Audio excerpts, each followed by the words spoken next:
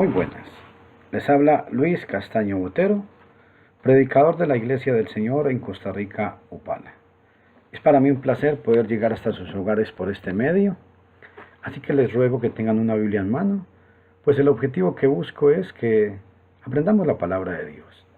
Y deseo suplicarles a todos que se enamoren siempre de Dios. No sigan a los hombres.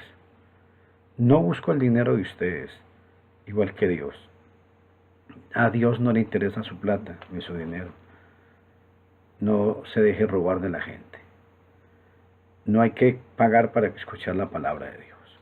Hoy quiero que toquemos un tema controversial. Más que todo, vamos a estudiar hoy Marcos capítulo 16, versículo 17 exactamente. Pero vamos a hacer una introducción en cuanto a la autenticidad de Marcos 16, versículo 9 al 20. Porque en muchas versiones esos versículos terminan de una manera diferente. La versión textual los omite, no está, llega hasta el versículo 9 y ahí corta el pasaje. Pero vamos a leer una introducción. Quiero hacerle presente algunas preguntas o interrogantes que he tenido luego de estudiar varios libros, en especial cómo llegó la Biblia. El testimonio contra Marcos 16, versículos del 9 al 20, se basa mayormente en que en los manuscritos Sinaítico y Vaticano, estos dos unciales del siglo IV, son nuestros mejores manuscritos y como testigos del texto se les reconoce suficientes por sí solos. Por eso nos encontramos frente al problema de que los manuscritos en los que más confiamos no tienen estos versículos finales de Marcos. Aún hay más en contra del testimonio de Marcos 16, y es el manuscrito antiguo siriaco a favor de Marcos 16. Está el manuscrito alejandrino, el manuscrito de Efraín, el manuscrito, el código de Besa y otros. Además está la afirmación de Ireneo que muestra la existencia de Marcos 16 en el siglo II. La pregunta es, ¿qué pasa con el testimonio negativo de los manuscritos Sinaítico y Vaticano? Aunque un erudito, como es el señor Linfoot, tuviera razón, esto no afecta en nada nuestra fe. Pero, ¿qué tan cierto es lo que dice? Este erudito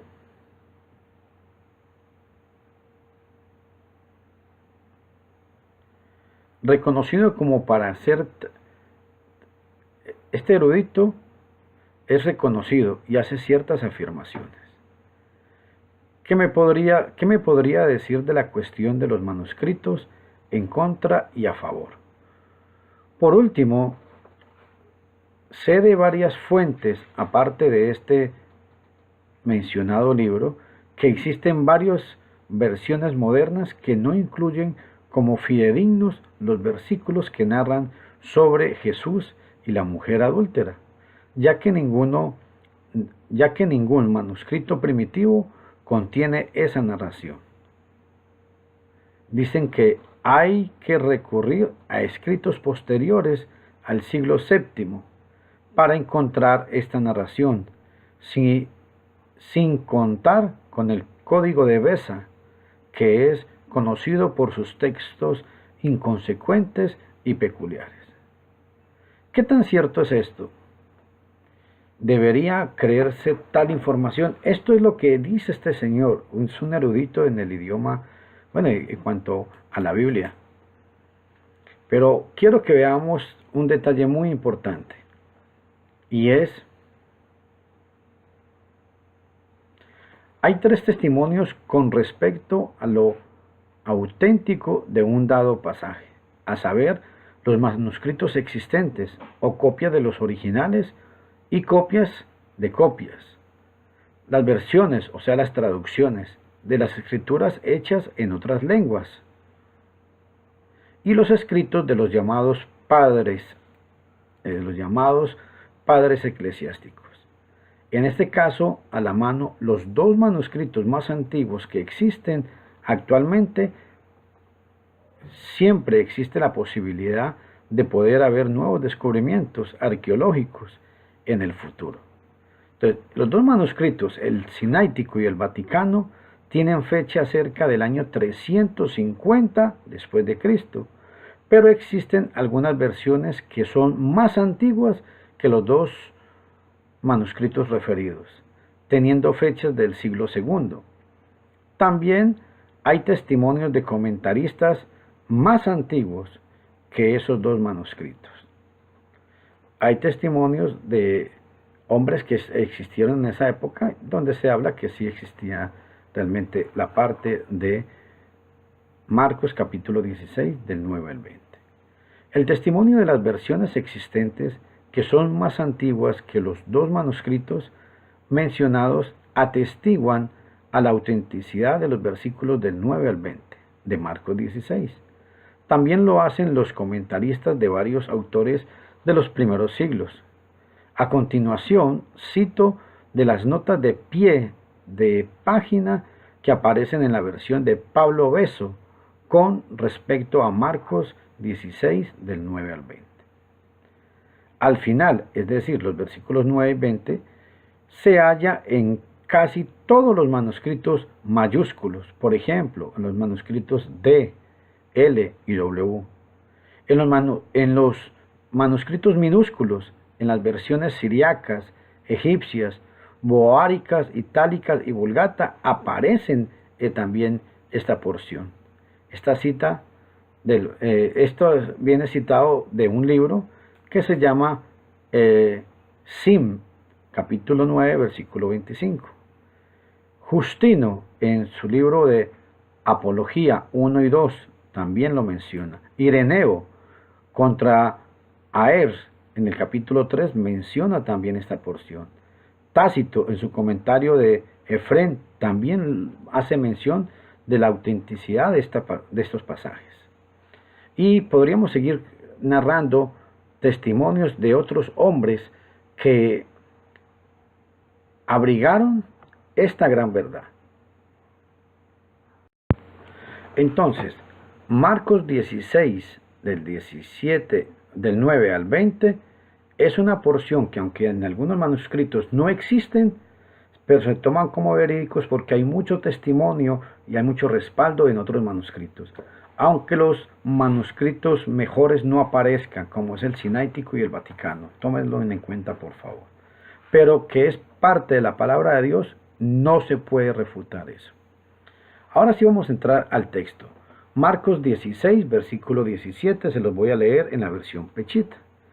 Y estas señales seguirán a los que creen en mi nombre, expulsarán espíritus malignos, hablarán nuevas lenguas. 18.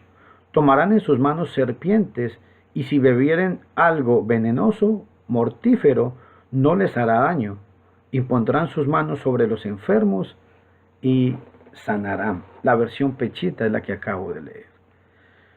Bueno, ahora, cuando se nos habla y estas señales, aparte de la palabra señales, el Nuevo Testamento emplea otros dos términos, prodigios y milagros o maravillas. Véase 2 de Corintios capítulo 12, versículo 12, Hebreos 2, versículo 4 y Hechos 2, 22.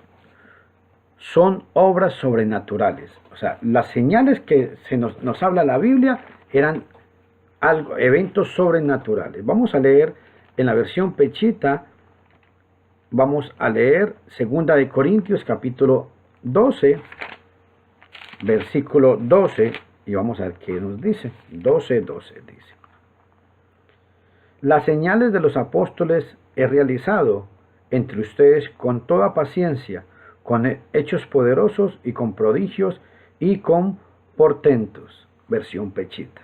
Pablo les está diciendo a los corintios que que él hacía los mismos milagros que los demás apóstoles.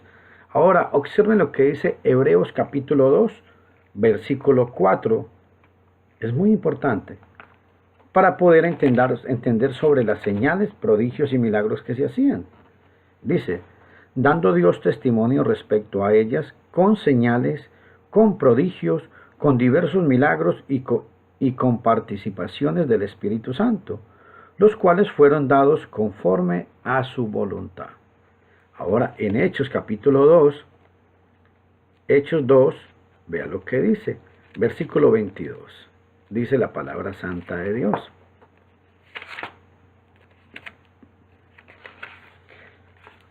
Hechos 22, 2. Dice, escuchen estas palabras, varones israelitas. Jesús, el Nazareno, varón manifestado por Dios entre ustedes con milagros, prodigios y portentos que hizo Dios entre ustedes por medio de él, tal como ustedes lo saben.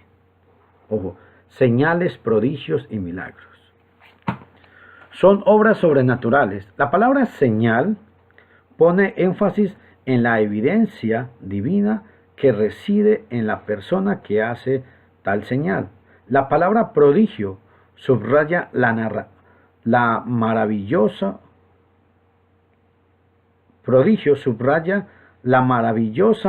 que es causada en la persona que observa la obra sobrenatural.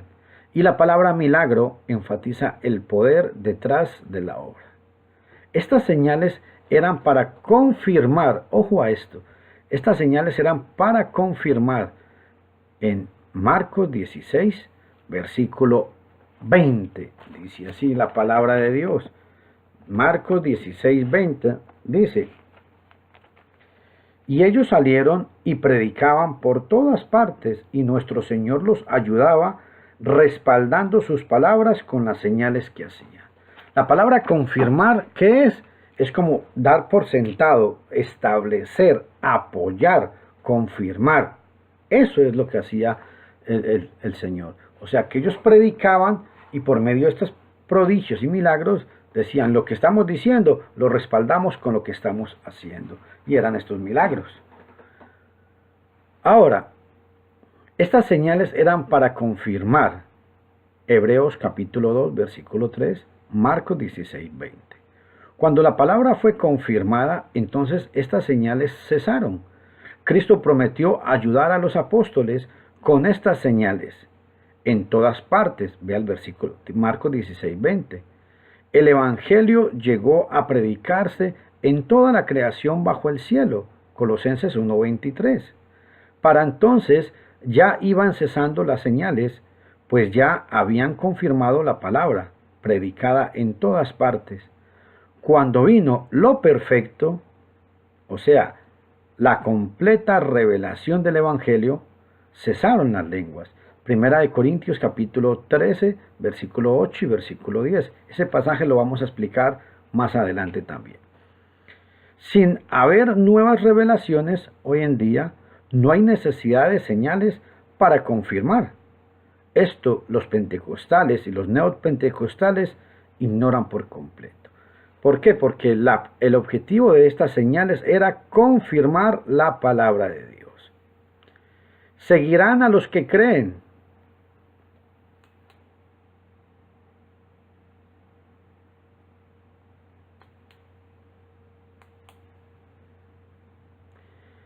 ¿A quiénes fueron prometidas estas señales o milagros?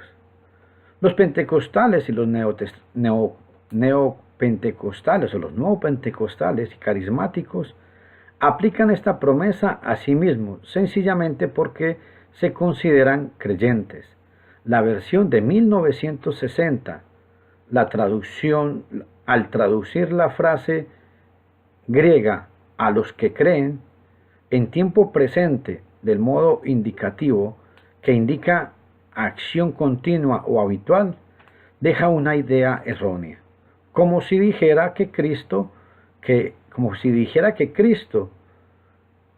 como que Cristo estuviera, como si dijera Cristo que esas señales seguirían a personas de fe o a gente creyente en algún sentido general, para todo el tiempo. Pero el texto original no expresa tal idea. No habla de personas que estuvieran creyendo entonces y de quienes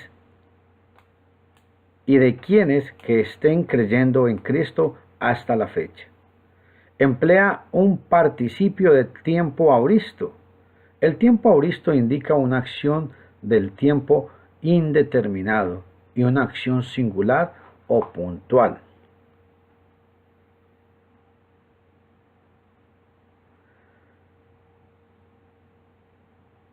O sea, indica cosa hecha y ya, alguna acción que se hizo y punto. Bien lo expresan varias versiones buenas, incluso la Reina Valera de 1990, al decir, a los que crean. Esto está, la palabra a los que crean está en modo subjuntivo, indicando alguna acción necesaria y posible, pero no de la actualidad. Para que fuese correcta la traducción de a los que creen, el texto griego no hubiera empleado el participio de tiempo auristo, sino el verbo de modo indicativo y de tiempo presente. Por eso en esta parte la versión Reina Valera del 60 hace una mala traducción. Cuando dice y a los que creen, da la idea de que si yo soy creyente y creo, entonces a todos los que creen les va a suceder, pueden seguir estas señales. Esa es la idea que da la Reina Valera, pero el tiempo auristo no da esa idea. La versión de las Américas y muchas versiones buenas lo traducen a los que crean, no a los que creen, que es la mejor traducción que hay. Quedándose dentro del contexto, tenemos que concluir que fueron prometidas solamente a los apóstoles. Cristo se dirigió directamente a ellos, les había reprochado por su incredulidad respecto a la resurrección. Vea el versículo en Marcos 16, 11 y 13 y 14. Ahí nos vamos a dar cuenta sobre el problema que había y era la incredulidad que tenían estos hombres, que eran los que iban a propagar. Dice así, el 11. Cuando escucharon que ellas decían que él estaba vivo y que se les había aparecido, ellos no creyeron. Versículo 13. Y ellos, o sea, los apóstoles, fueron y se lo comunicaron a los demás, pero tampoco a ellos le creyeron. Y el versículo 14. Y por último se apareció a los 11 cuando ellos estaban sentados a la mesa y les reprendió a causa de su poca fe y por la dureza de su corazón, porque no creyeron a los que habían visto, no creyeron a los que lo habían visto resucitado. Ese es el contexto de Marcos capítulo 16, versículo 17. El reproche era la incredulidad. Tendrían que creer el testimonio de esos testigos oculares de la resurrección de Cristo, cosa que hasta entonces rehusaban creer, para que Dios obrara en ellos en las referidas señales. Estas señales seguirían a los apóstoles con tal que aceptaran el hecho de la resurrección. Literalmente dice el griego, según la gramática del texto griego, que las señales prometidas seguían a o sea, de entre ellos los apóstoles, a los que crean de una buena vez. El hecho de su resurrección, sin creerlo, no le seguiría. Para poder hacer milagros con poder divino, tenían que ejercer su fe. Compárese Mateo 17, versículos 16 y 17. Ahora, para que las señales prometidas siguieran a los apóstoles, tendrían que venir a aceptar la veracidad de la resurrección, creyéndola ya una vez. El propósito de estos milagros fue confirmación del mensaje inspirado de ellos. Los apóstoles comisionados estarían predicando por todo el mundo. Marcos 16:20, Hebreos capítulo 2, versículo 3. Considérese con cuidado, por favor, considérese con cuidado el contexto. Marcos 16:11. Ellos, o sea, los apóstoles del versículo 10, cuando oyeron que vivía, que había sido visto por María Magdalena en el versículo 9, Marcos 16:9, no lo creyeron. No creyeron el testimonio ocular acerca de la resurrección de Jesús. Véase Lucas capítulo 24, versículo 11. En el versículo 12 de Marcos 16, 12 y 13, Jesús apareció a dos distintos y el testimonio ocular de ellos no fue creído por los apóstoles. Y en el versículo 14, Jesús se apareció a los 11 apóstoles mismos y les reprochó por su incredulidad. Ahora, en Marcos capítulo 15 al 17, después de comisionar a los apóstoles para ir a todo el mundo con el evangelio prometido y darles a ellos el poder de obrar señales o milagros, con tal que creyeran en lugar de seguir en la incredulidad del pasado inmediato.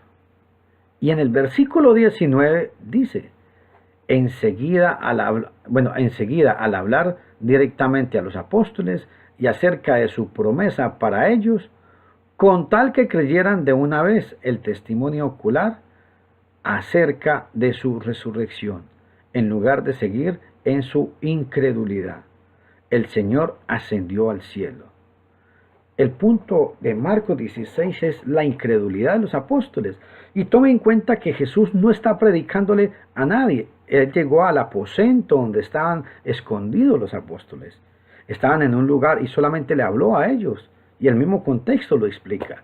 Y en el versículo 20, luego salieron los apóstoles predicando el evangelio y el Señor les ayudaba, o sea, confirmaba, ayudaba es confirmar, Mateo 28:20, con las señales que Él les había prometido a los apóstoles.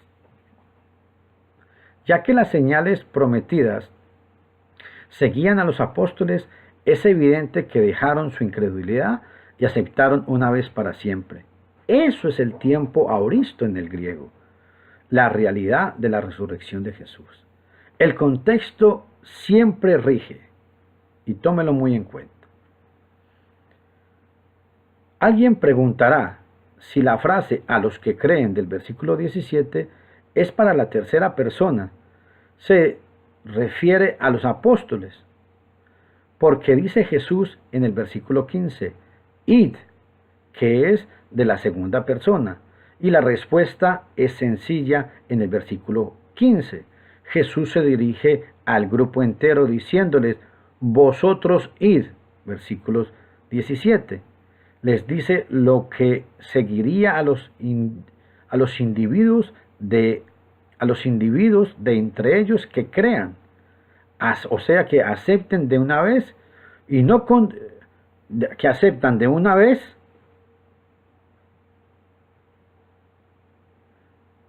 para no continuar en la incredulidad respecto a la resurrección. En el versículo 20, con referencia a los apóstoles, emplea la tercera persona del plural, ellos, porque Marcos está registrando lo que ellos salieron a hacer.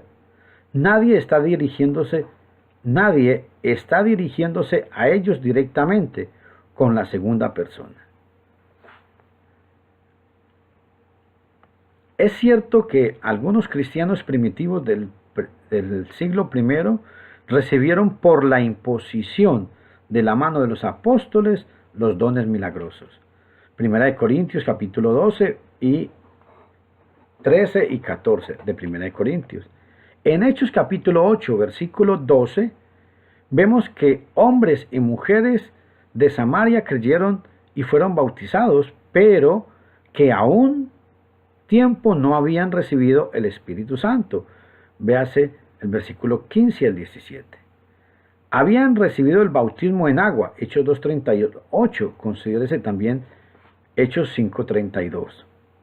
Pero solamente por la imposición de la mano de los apóstoles se daba el Espíritu Santo, Hechos capítulo 8, versículo 18. El don del Espíritu Santo no es, pues, la misma cosa que los dones espirituales.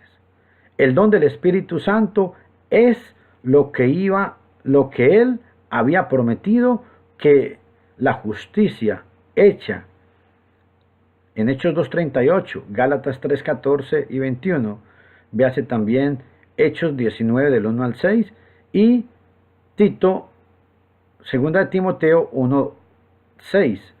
Esto fue por un tiempo limitado y según el propósito de los dones espirituales, a saber, la revelación de la palabra y la edificación de la iglesia. Primera de Corintios capítulo 14 del 1 al 4. El propósito que tenían era, tanto las lenguas como la profecía, edificar a la iglesia.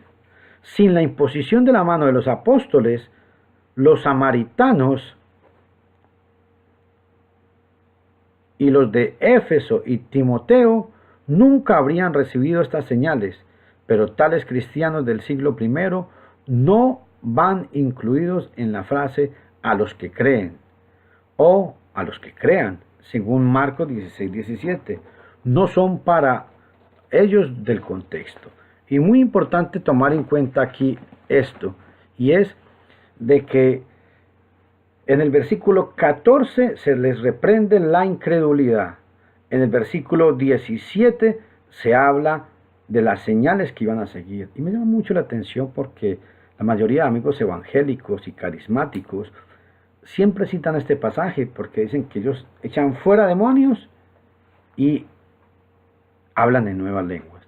Pero es que el pasaje también dice que pueden tomar cosas mortíferas y que no les hará daño. ¿Por qué no lo hacen? Sencillamente porque ellos saben que si se toman un veneno son más propensos a que puedan morir. El hablar en lenguas, con eso pueden engañar más fácil a la gente. Y pueden empezar ramba, gazanga, la manga, la ganda, y dicen que están hablándole en lenguas a la gente. Y ni ellos mismos saben qué están diciendo. Mis estimados amigos y mis estimados hermanos, Marcos capítulo 10, del 9 al 20, es un texto que sí aparece en los manuscritos antiguos, primero que todo. Segundo, Marcos 16:17 habla de 5 señales que seguirían a estas personas. Pero los modernos evangélicos hoy solamente hablan de hablar en lenguas y echar fuera demonios y citan ese pasaje. Pero hay que ser consecuentes, tienen que citar todo el pasaje si quieren aprobarlo. Recuerden que Marcos 16:17, la traducción Reina Valera del 60, cuando dice, y estas señales seguirán a los que creen, está mal traducido. La traducción ahí es a los que han creído. La versión de las Américas y el texto griego originalmente habla así. ¿Por qué? Porque los que habían creído del Marcos 16:17 son los mismos en Marcos 16:20 que salieron a predicar cuando dice, y ellos, ojo a esa expresión, y ellos salieron a predicar por todo el mundo y el Señor confirmaba su palabra. Cuando muere el último apóstol, mueren esos milagros portentosos que enseña este pasaje. Y toma en cuenta que cuando Felipe fue a Samaria, les predicaba el Evangelio. Hechos 8:5. En el versículo 12 obedecieron en el Evangelio. Y en el versículo 14 dice que mandaron a llamar a los apóstoles de Jerusalén porque no habían recibido el Espíritu Santo. Y en Hechos 8:18 dice que vinieron y les impusieron la mano a esta gente para que recibieran el don del Espíritu Santo. Y un dato muy importante. Felipe hacía milagros, hacía señales y prodigios milagrosos, pero no tenía el don de transmitir el Espíritu Santo. No lo tenía. Solamente los apóstoles lo tuvieron. Entonces la pregunta es, ¿y cómo fue que Felipe recibió eso? Claro, lo recibió por imposición de la mano de los apóstoles. Hechos capítulo 6, del 1 al 6, lo pueden leer. Dice que oraron y le impusieron la mano escogieron a 6 hombres, a varios varones llenos de fe, y entre estos estaba Felipe.